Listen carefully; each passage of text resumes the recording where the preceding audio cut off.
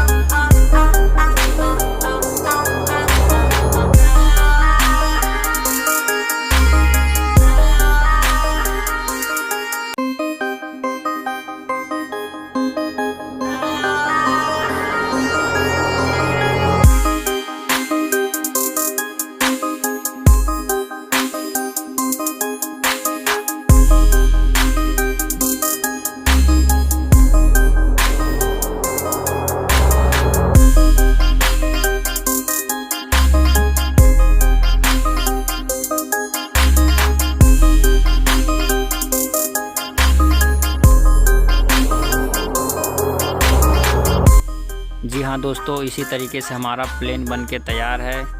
यदि आपने ये कभी इस तरीके का प्लेन बनाया है तो आप कमेंट बॉक्स में ज़रूर बताएं। और ये वीडियो आपको कैसा लगा, अगर अच्छा लगा होगा तो लाइक एंड सब्सक्राइब ज़रूर करिएगा।